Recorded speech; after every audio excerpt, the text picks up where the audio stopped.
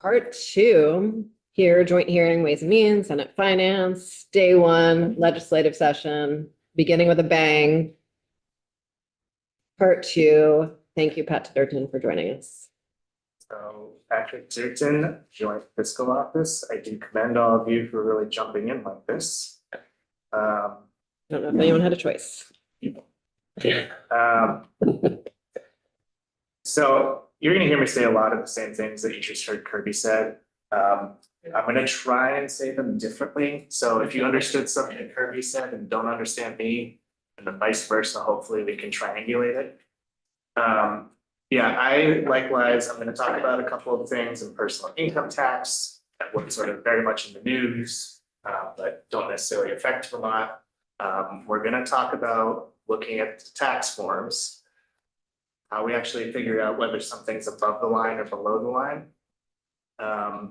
And then for the business tax side of things, there's so many things in there that I'm also going to focus on the things that are actually flowing through. We can, of course, talk about all that at a later date. But I guess jumping into it for personal income taxes, Reconciliation Act included a lot of different provisions. Again, I'm focusing on ones that were sort of more popular. Might reference a couple of more esoteric parts of it that are not in the presentation, but some ones that you just heard about is the deduction for tipped income, the deduction for overtime pay, the automobile loan interest payments, the enhanced deduction for filers ages 65 plus, and then that child dependent care credit phase down or expansion. And again, not all of these flow through. Some are above, some are below the line. But just to quickly summarize again, because it was over an hour ago at this point, for the tipped, the deduction for qualified tipped income, filers can deduct up to $25,000 of that if they have an AGI of 150 or lower. That's for single filers, or $300,000 or lower if they're married joint filers. And then again, this is sort of phased out beyond that point. Kirby mentioned this is temporary for tax years 25 to 28. The second thing was that overtime income deduction. So again, they can deduct 12,500 of that if they are below an AGI of 150,000 if they're an individual filer. If they're a joint filer, they can deduct up to 25,500 if their AGI is below 300,000. And again, temporary through 2028. Yep. The deduction for automobile interest, it's for interest paid on qualified passenger vehicles, and it's limited to vehicles with final assembly in states. So it's not just any vehicle, it's specifically those sort of final assembly in the US. Yeah, so you can deduct up to $10,000 of that for if you are an individual with $100,000 or less of AGI, your joint filer, less than 200,000. And the deduction is for the interest paid that is accrued within that year. It's not sort of prospective looking, it's just for what's been paid in that year. That's also for a loan, right? Yep, so it's the interest paid on your auto loan. Got it. And then, yeah, there's that enhanced deduction for senior citizens. And that is phased out for filers with AGI above 75,000 if they're single filer and 150,000 if they're joint filers. Again, temporary. So you heard all that. And one thing that I found through this whole process that actually was really helpful in understanding all of this, and it's probably really boring sounding, is going and looking at the actual tax forms and sort of using that to use sort of like develop a flow chart for determining this kind of thing. So what we have here is the federal form 1040, which includes the calculation of your income that ultimately adds up to adjusted gross income. Now, we always say that adjusted gross income is the starting point for Vermont-based personal income taxes. And so when you look at this form, in this red box towards the bottom here that I have. That line 11A is our starting point when we're just talking about Vermont income taxes. So lines 1 through 10, those are purely sort of the feds have full control over what the definitions are within that, what is and what is not included, whether you're including all of that type of income. I mean, the biggest thing on here you'll see is that W-2 box. That's going to include your salary, wages, tips. I think it includes Social Security income as well. So that's sort of the primary box that a lot of Vermonters and Americans are going to be filling out for the most part. There are certainly other things that go into income. You see further down, there's IRA distributions, there's pensions and annuities, capital gains. So as long as the feds aren't touching any of what defines those types of income and their inclusion in this part of the form, it doesn't matter to us, right? So, I just mentioned, well, you report your tip income up here in line 1A, right? The deduction doesn't actually show up until we get below that line 11A. And it's in this other part of the form, line 13B. So that line 13B, that is the Schedule 1A. That's where you see, it's a new part of the form. That's where you see the tipped income, overtime pay, car loan interest, and the enhanced deduction for seniors. That form only includes those 4 things, and that's below the line, so none of those are flowing through. So for the concept of flow through and above the line, below the line, does that kind of help illustrate that a little bit for folks? Yes, that is very helpful. Good. It's literally a lie. Yeah, it didn't take a lot of imagination to come out. Okay. So a lot of you have seen this before. We take that line 11A, which was the federal adjusted gross income. You see here that is our starting point for Vermont's personal income taxes. Now, we do add back some things like bonus depreciation and interest paid or interest earned from non-Vermont state and local bonds. But we have our own standard deductions, our own personal exemptions, and some other subtractions we make from that to get to Vermont taxable income. And I'm showing you all this again. You'll see where I'm going here. Or sorry, the next slide.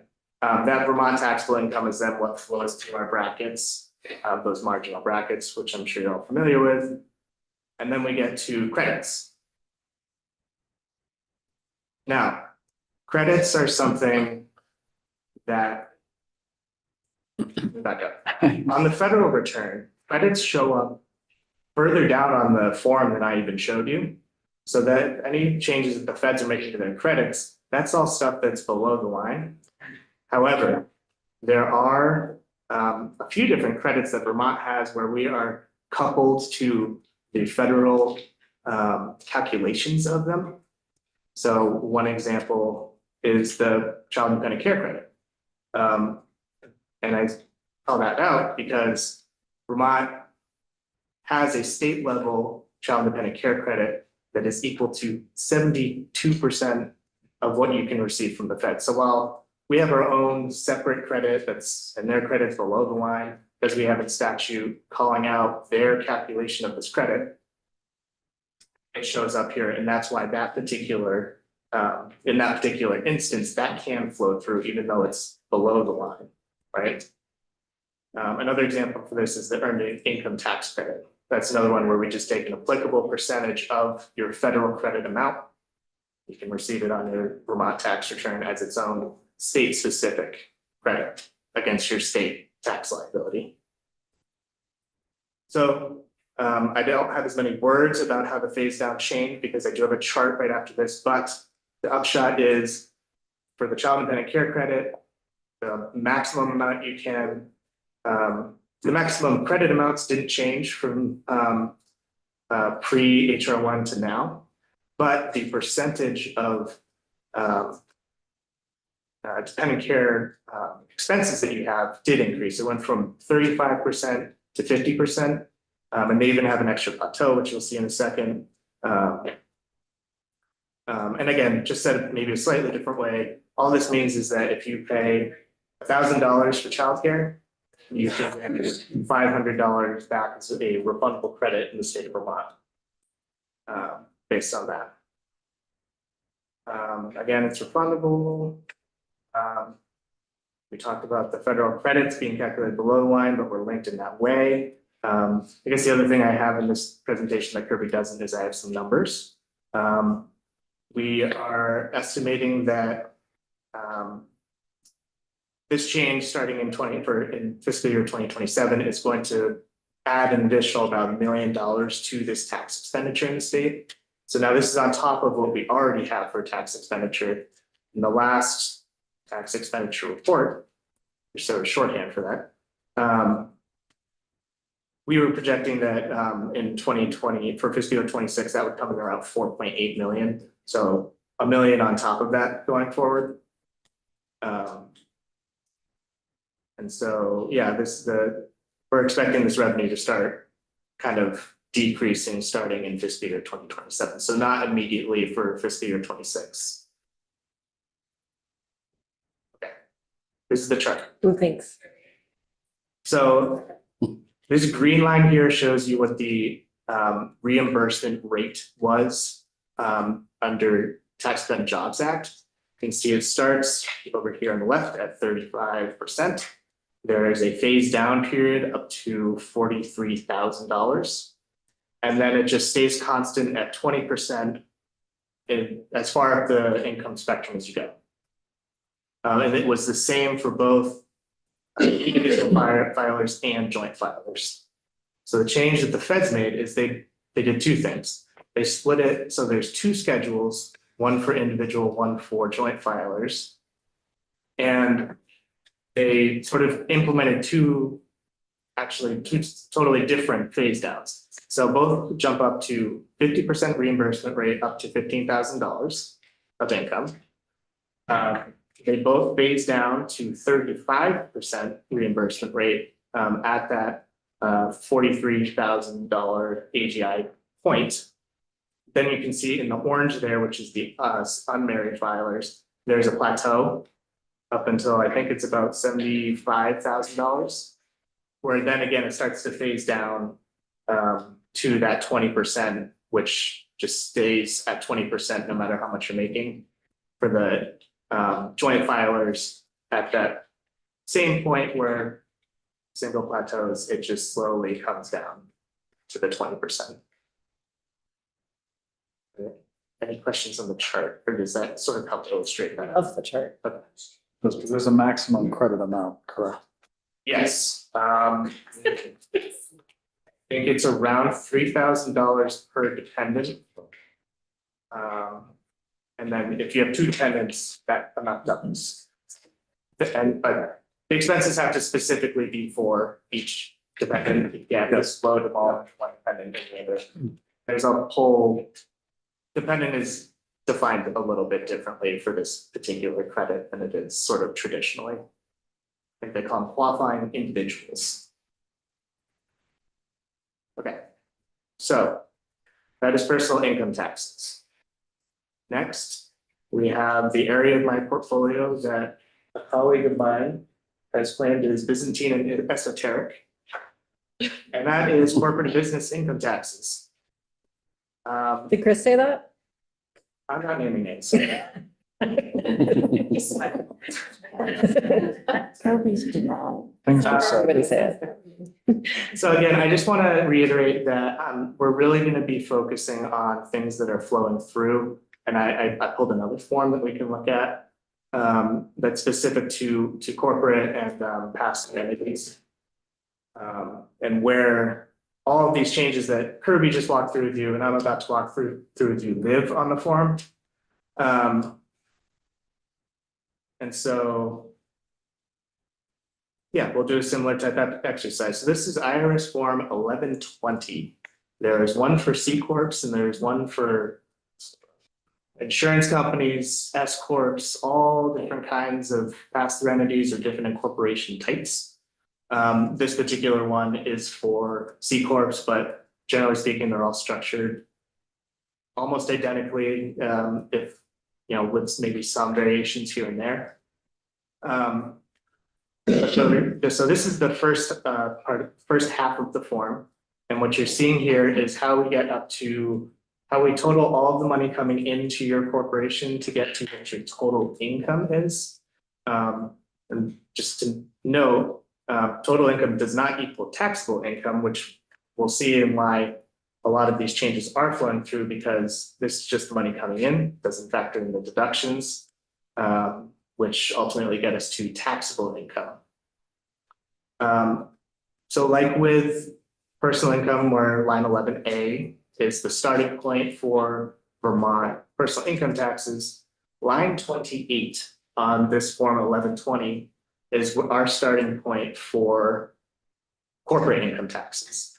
This line is sort of, I referred to it before when talking about corporate income taxes, as total net income or something like that. And to the clarification point earlier that Kirby spoke to, this is pre-apportionment with this, that single sales factor. So who pays corporate taxes in Vermont? C corps. Okay, Every C corp that sells to the Vermont market will be filing a return and have to apportion some of their net income towards Vermont corporate income taxes. so if I have a corporation here and we like have our headquarters here and all of our employees here, but we don't sell anything here, do I pay corporate income taxes? Well, so interestingly enough, there are quite a lot of corporate income tax filers who file zero basically income returns in Vermont. And what I mean by that is they just file in all 50 states, but if they don't have sales into Vermont, they aren't paying anything. So if you are a Vermont-based, headquartered, have a bunch of employees here, all that kind of stuff, but you only sell into New Hampshire and nowhere else, you're not going to pay anything in Vermont corporate income taxes. Of course, there's things like payroll tax, property tax, stuff like that, but no, Thanks. it's a short answer.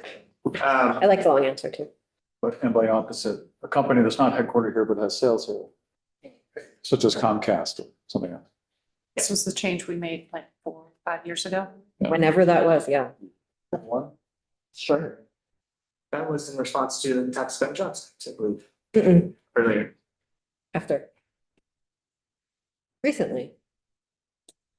Yeah, When- because it started out as a tampon tax bill. Oh, that was so fun. I forgot about that. Yeah. Some of us are still going to get even. for Some that of us are one. still happy about it. when too. Back to you, Pat. Really filing this year. So in other words, this line 28, is our line.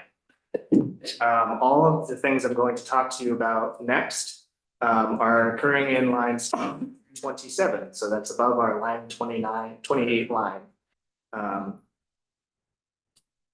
So I'm not going to read every single one of these because it's a long list, but these are all the things that Kirby just spoke with you about. And I'm going to try and give a slightly briefer summary of what they are, and also sort of describe what we're thinking the fiscal impact to the state specifically, to the state's revenue picture, not what their federal picture is going to look like and how that's changing at all. Just the state revenue picture. So the deduction for domestic research and development expenses. So to put it again, this changed how these expenses are deducted and calculated on a year-to-year basis for corporations. It's actually reverting back to a pre-Tax Cut and Jobs Act change, where previously you could fully deduct those expenses in the year that they're incurred. Tax Cut and Jobs said you have to amortize that over a 5-year period. We're just going back to the previous treatment where you can deduct it all right up front in the year that it's incurred. I guess I should caveat that by saying, if the deduction's more than your tax liability, you can carry it forward. And so one thing also in this is that HR1 made the R&D expenses that you can deduct retroactive to 2022. So presumably there's some expenses that companies have been amortizing over their 5-year period. They still have some left on that amortization period. So they will be able to sort of look back, anything that's not been deducted already, they can deduct now. So with that, look backward. And what that does in 2 ways, with the look back and with the fact that any expenses occurred now going forward can be deducted right away, is that it's really going to sort of front load a lot of those costs. So this change in how the timing of when you can deduct these expenses is expected to reduce state revenues by approximately 2.3 million in fiscal year 26 and 27, and then sort of gradually wane going forward. Because in some ways, if you think about it, this is kind of more of a cost shift rather than an increase in cost. So over the super long run, it's kind of a net neutral change in some ways. But for the immediate future, it's certainly going to be a net negative we see in terms of the state revenue picture. So that was R&D. The amended limitation on business interest deduction. So HR expanded that limit to which corporations can deduct interest paid on loans for business purposes. The limit is limited by the sum of their business interest income, so the amount that they're actually earning on interest, or their floor plan financing, which I had to look up what this was. It seems very specific to like auto dealers, where they'll receive a lot of vehicles from a manufacturer sort of on credit. They're paying interest on that vehicle while it sits on the lot. Once they sell it, they pay off the principal and the interest and keep the rest. And then the third sort of limit that can come into play is 30% of their adjusted taxable income. So there's sort of 3 limits. What HR1 expanded was the percent of business interest paid that can be deducted. That just went from 30 to 50%. So, and again, because Vermont is coupled, it's happening above that line 28 that we just saw. This change is estimated to reduce revenue, and we're estimating approximately $1 million annually starting in fiscal year 2026. And moving forward. I have a question. So these revenue projection downgrades are based on the current businesses that are paying these taxes. It doesn't have anything to do with the projection of increased businesses or depreciated businesses throughout Vermont. Sure, I guess so. I can take a step back and talk about what we're looking at with all of these. So over the course of the summer, Kirby, myself, a whole slew of people at the tax department have been working through things like what is flowing through. Well, how do we come about estimating this? So we've been working together on a lot of these questions. And for the estimates in this specifically, we're sort of utilizing both some in-house data that the tax department actually has, but for other areas, and this is particularly true in corporate finance in general, there's a real dearth of information available.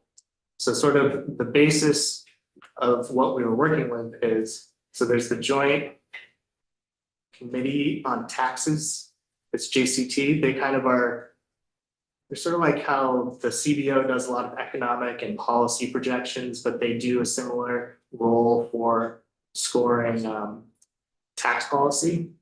So they did that for this bill.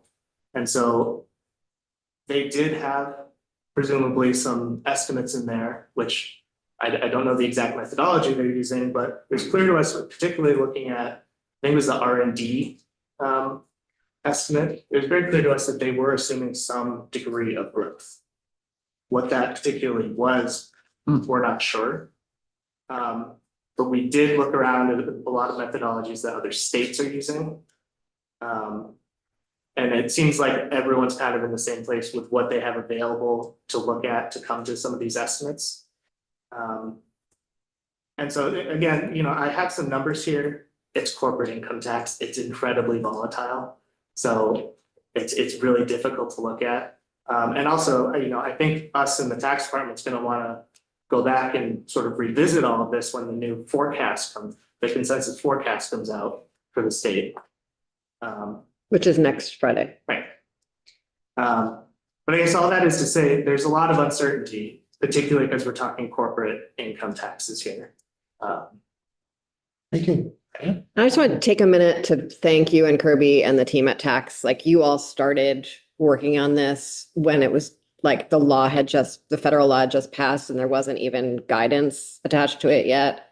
And I know you've been just like digging in really deep on a lot of incredibly confusing work. So thank you both. Been trying. Yeah. And there's a really great comprehensive memo that this sort of covers everything in the PowerPoints, but in a slightly different way. And that's posted on our page for today. So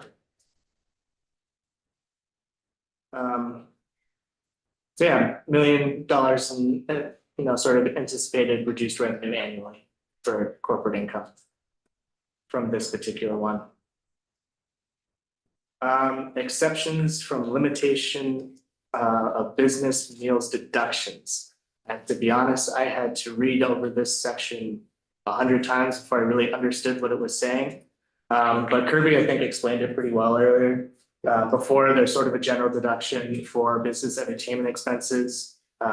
He used the lunch example, but so TCJA limited a lot of that sort of broad ability to deduct those expenses and made them much more sort of stringent. HR1 maintains these restrictions, but they created a couple of new exceptions to things that can be deducted, certain expenses. That included when an employer offers food or beverage and the employee pays the same rate that the general public is able to pay for that product or food or beverage. And then meals provided to crews on commercial vessels, on oil platforms, provided on certain fishing vessels and facilities. So again, you probably might think, well, we don't really have those industries, but again, remember, this is going to be corporations that are selling into the Vermont market. That said, through the analysis, I think we were looking at thousands of dollars, not tens of thousands, thousands of dollars in potential revenue impact. And so I always get asked, so how do you define de minimis? It's not really a strict rule.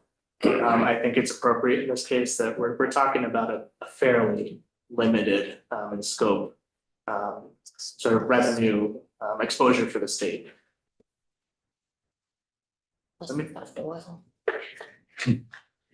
So the limitation on expensing for depreciable business assets. HR1 increased the maximum amount that a taxpayer could expense for the cost of a qualifying depreciable business asset in lieu of recovering the cost through depreciation. To describe this well, it's really geared towards small businesses. It's saying that instead of amortizing it over the lifetime of the product, these are durable goods or buildings. You can instead take that depreciable value up front. It's pretty limited. It went from $1 million to $2.5 million. And again, it's really sort of going to be geared towards some of those smaller businesses. Again, we're coupled, so it's going to flow through. And we're estimating approximately $250,000 revenue or foregone revenue in fiscal year 2026, and then rising to approximately $600,000 in years going forward. The special depreciation allowance for qualified business assets. So this is the one that has to do with qualified production property. So with this change, you're able to now deduct 100% of its adjusted cost base. It's a 100% bonus depreciation that specifically can be used for qualified non-residential property, which, as Kirby mentioned, is for manufacturing, production, refining of tangible personal products. And again, it's largely limited to agricultural and chemical production. Just to sort of illustrate the change. Typically, this would be like a 39-year amortization schedule. It's saying you can take that up front. And importantly, if you're a corporation that has taken the full depreciable amount and you sell that property, that sort of gets clawed back. So in instances where a new corporation buys that building and then does the same thing, it sort of nets out. So that's why you might be kind of confused as to why, and it only applies to properties bought after January 19th, 2025 until January 1st, 2029. So with the prospect of it netting out, but then being clawed back if you sell the property, or if it's a new construction, and new construction takes a little while, there's sort of going to be a little bit of a phase in for when the revenue hit kind of comes about. So you can see in fiscal year 26, somewhat limited, maybe 250,000, but by fiscal year 27, we're thinking about 3.5 million. By fiscal year 28, about 5.2 million. And then we don't usually like to project much farther than that because of the uncertainty. But just wanted to give you sort of a little illustration of this is something that could certainly ramp up over time. But it is temporary. It's only between 2025 and 2029. So yeah. So foreign derived intangible income and global intangible low tax income. All right, this is the foreign income that Kirby aptly described as so we have like 2.5 hours right now. We could do 2.5 hours just on this. So this is 5 bullets and I put it about as simply as I can attempt to put it. It shall increase the base used to calculate foreign derived intangible income. So there's kind of 2 examples I remember from a year or 2 ago that I used to try and illustrate what the heck that means. So foreign derived intangible income is an instance, and this is sort of a narrative, it's not true in every single case. There's an instance where you've got intellectual property held domestically, maybe a copyright on, I don't know, SpongeBob. You license a foreign entity to sell t-shirts with his image on it, and they pay you royalties or licensing fees. So it's kind of maybe helps you sort of understand a little bit of what that means. That's a really blunt explanation. So it increased the base used to calculate that, while at the same time increasing the percentage of this income that could be deducted. So it's effectively lowering the effective tax rate on it, but at the same time increasing the amount of money that lower effective tax rate is subject to. The net effect of that is a positive revenue swing for the state. So the other piece of the foreign income was the elimination of the 10% QBAI that Kirby mentioned earlier. If we're guilty, again, this is the narrative sort of explanation of it. You are a US company and you've got a foreign subsidiary and you park your intellectual property in that foreign subsidiary. And then you pay that foreign subsidiary royalties or licensing. I will tell you now, that is not how the formula for this particular tax type actually works. It's much more complicated than that. It does not just apply to intellectual property. But that is sort of, when you read about it, a lot of the narrative explanation for how people think about it. So yeah, by removing this 10% deduction from that tax base, again, you're increasing the amount of income that you have to report as income for your tax return. They did rename them. They're on the screen, it's a mouthful. But Vermont is coupled to the federal treatment of these types of income, so again, it's something that's gonna flow right through the state. But this time we're talking about an increase in revenue. We've spent a long time on this estimate, a lot of back and forth. It's something we're probably gonna want to revisit. But estimating about $2.5 million in increased revenue in fiscal year 26, raising to potentially about 3.2 in future years. Pat, does the revenue estimate at the federal level go up, or is it just a weird quirk of Vermont's tax law that it's going up in Vermont? So I don't know exactly if it's going up or down, but what I can say is that one thing Vermont does not offer corporations reporting this type of income is a credit on taxes paid to a foreign country. So that is something that is available to corporations. And if I remember correctly, that credit amount was increased. Kirby's nodding. So on one hand, you see the increase in revenue that we're getting because we don't allow the credits. On the federal side, they alleviated some of that increase in revenue. And really, I think part of the basis for doing some of that was this actually, it's still complicated, but this actually does simplify some of the calculation of these income types. So could be a little more efficient moving forward. But yeah, we don't offer those credits for the foreign taxes. All right, so the changes to pro rata share rules. This changes the treatment of controlled foreign corporations or CFCs.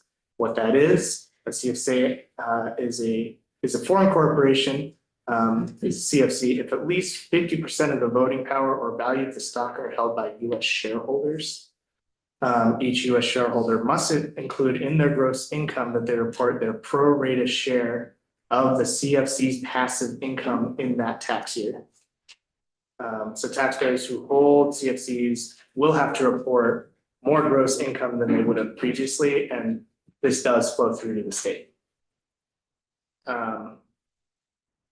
So we're not expecting a change in this for fiscal year 26, but it is estimated to increase revenue by a modest amount, maybe 100,000 in fiscal year 27, 240,000 in fiscal year 28, and growing gradually thereafter. I got those dates wrong. 100,000 in 26, 240,000 in 27. Sorry about that. It's okay. Okay, the opportunity zones. So this makes permanent creation of these zones done in Tax Cut and Jobs Act. It also, so this encourages investment in these opportunity and qualified opportunity funds, which support real estate development in those opportunity zones. Again, if you elect to defer the gains from these investments, as long as you can defer these gains for as long as you hold them. The longer you hold them, the more they appreciate the greater the tax benefit. And currently Vermont has 25 opportunity zones. They span over a census tract typically. So somewhat limited in terms of physical footprint. You're not talking entire towns usually, unless it's a very small town. So that's sort of what was maintained or made permanent, and usually from a sort of accounting standpoint, making something permanent that was temporary up until that point usually doesn't. We don't usually consider that a change in revenue, because you're just maintaining current law, even though it had a sunset on it. But with the creation of the rural opportunity funds, those could start to flow through to the state and decrease revenue over time. I forget who has to, well, yeah, I'll save that comment. So yeah, the implementation date on these is sort of is out a couple of years, so no immediate impact of these, but forward looking, it's certainly something that'll flow through. And the hypothetical earlier about Oklahoma and Arkansas, I believe because of the single sales factor, those corporations would be able to defer those gains and that would affect Vermont. So that is something that would flow through and kind of comes back to that discussion about the single sales factor. Yes. Just a couple questions. Did you look at the number of investments made in the opportunity zones since the Tax Cut and Job Act was put in place? In Vermont, and the 22, I think you said, zones that we have in Vermont. Anybody take a look at that? I haven't looked at those particular funds. Okay. And we would I know only, there's 25. the deferral of any revenue would be deferred, is only upon the sale of that property and the gain that would result from it. Is that, am I getting that right? I believe that's my understanding as well. Okay, so there's no other tax incentive beyond just the deferral of a gain from a property sale. That's my understanding. Okay, all right, thank you. There's, of course, so much nuance to all this. Yeah. Kirby was nodding. Okay, thanks, Kirby. Yeah, I understand we're gonna be going through this all again. And when you do, can you help us understand the growth assumptions under the categories that you've just gone through, where the assumptions of revenue changes are based on assumptions about growth? And I'm also just curious about opportunity zones, because in other states, the gains in opportunity zones are often offset by loss of economic activity in surrounding zones. And I just wonder if that's true in Vermont.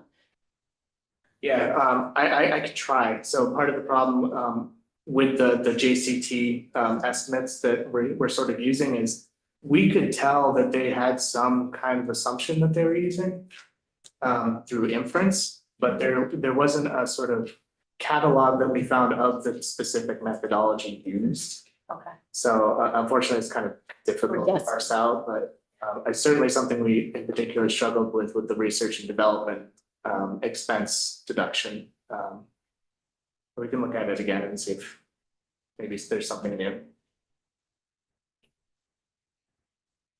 Okay, so the charitable deductions for corporations, previously, this is maybe the simplest one, honestly. Previously, corporations could deduct their charitable contributions up to 10% of their taxable income.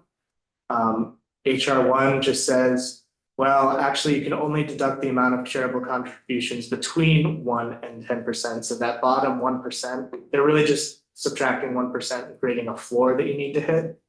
And above that floor, up to 10%, that amount can be deducted for charitable contributions. Not expected to change state revenues in 2026, but it is estimated to increase revenue, right? Because you're reducing deduction amount by creating that floor and not raising the ceiling by approximately $140,000 in fiscal year 27, and sort of increase gradually over time. Yeah. So we're getting close.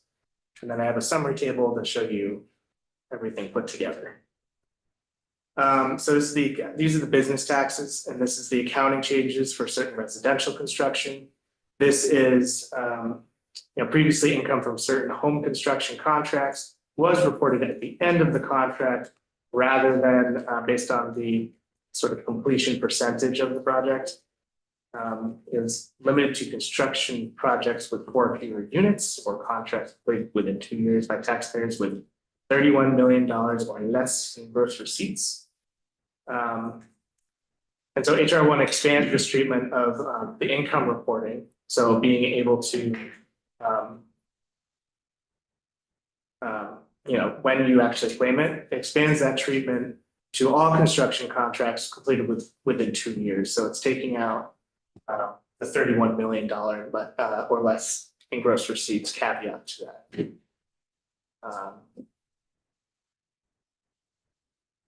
Yeah, and so what this does, it amends the timing of when this income needs to be reported, not exactly changing the income that needs to be reported, but more so the timing. And it's not expected to change state revenue in 26.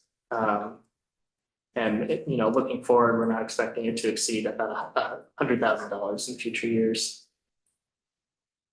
So Madam Chair, I have a question. I guess I'm a little confused. So does this apply only to those contractors that are contracted with the owner of the property?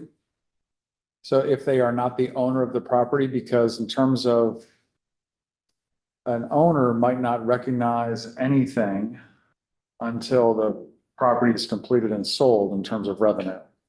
So I believe that this is actually on the flip side. This would be when the building company has to report that income.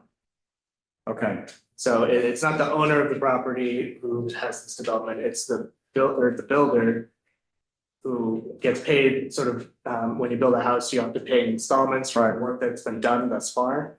This is saying you could just wait till the end to claim all that income. yeah. Yeah. Okay, so if right now, if I'm ABC home building company and I'm working for you, I don't have to, right now, I don't have to declare my income until the project is done. And this changes it to percentage completion. What happens? What if a project's never done? No income. Huh. We don't have to answer that. Clarification though, for once, is that the change is percentage of Will you completion. come, I'm sorry, It's okay. thank you. For the Keaton Legislative Council. Currently, for a lot of these contracts, the accounting works so that the builder, as Pat was saying, is reporting the income as they complete the project and have to pay. This changes it so that, yeah, they just report the income at the end of the project and they pay things. I heard something that was slightly different than that, so I just wanted to make sure it's clear. That's what I heard. Yeah. Representative Rodney. Thank you. Go back to the slide before. And it's the, within 2 years, by tax rate, 31 million or less gross receipts. So Who's falling the 31 million? that's the builder. So these are all eligibility requirements on the constructor of the project. So the person who's completing the work for the project. Where are the gross receipts coming from? They could have multiple projects. They could be building a development over here. They could be all over the place. So what this is doing is lifting some of the revenue restrictions on whether you can qualify for this. And also some of the scope of the projects. So those two limits are gone. Oh, expands. Okay. Thanks. Representative Ozolak? I'm good, thank you. I just want to make sure I'm reading your slide right. Under previous law, it's for fewer units and that 31 million under the new law, there don't have those restrictions. The new law is expanding so that so it's really just if you're completed within 2 years. No matter what size your project is. Right. Great. Okay, thanks. Okay. Resident, yeah, Thank you. residential. So when it says 4 units, is that for buildings or for apartments? That's past law though. That's tax law. Past Okay. law. Past. Yes. All Yeah, right. I would still understand that to mean dwelling units. Okay. So for like a quadplex Okay. example. Okay, so the expanded exclusion on gains from qualified small business stock. So again, this is only for this type of stock issued after July 5th of 2025. With aggregate gross assets. And I don't think this is something that Vermont State would need to be tracking, whether those assets are valued at that point. That's, with any stock issuance, there's typically going to be some form of federal oversight. With actually sort of the valuation. Because you can't just issue a stock and say, trust us, in most cases. Federal oversight, is that still a thing? Sorry. No, that's federal. Depends on the day. Yeah. I need to look into like which particular federal agency would be regulating something like that, but But you're saying we show us federal return. no, it's just the ensuring that the company issuing the stock is I guess honestly valuing their assets. Sounds like you're. Somebody will put in a room. Because so many t-shirts sitting on the shelf, that's an asset. Victoria. So let's go to the next. Okay, we're good on this one? Mhm. Yeah, deleted, so. Oh, Summary, yeah, but no, we're there. So this is kind of everything we've just talked about, put into one table, so it's easier to conceptualize all the numbers I was throwing around. You know, in particular with, you know, the international tax provisions and the upward effect they have, you know, in that first year. It's appearing to be somewhat limited in scope in terms of revenue downgrade, however. Colorado had a really good quote in their forecast. You know, there's a lot of, I think the term was bi-directional actions happening in this bill. And because this is such a volatile tax type, it's not hard to over or estimate any individual one of these pieces. So again, I think we're gonna want, I think I speak to the tax firm as well. We're gonna want to look at these again once the new revenue forecast is out. To see again how we feel about it. But this is where we're at right now. And this is just corporate income tax. We're not making any conjecture about here about what might happen to payroll tax or personal income taxes or property taxes that might result from the economic development that this is supposed to create. The only small caveat to everything you said, which is all correct, I do have a line out here for the child independent care credit extension. Thank you. any other questions? Thank you so much. Thank you, everyone, for a lot of information in an afternoon. And I thank you for coming back again tomorrow after today. Get it.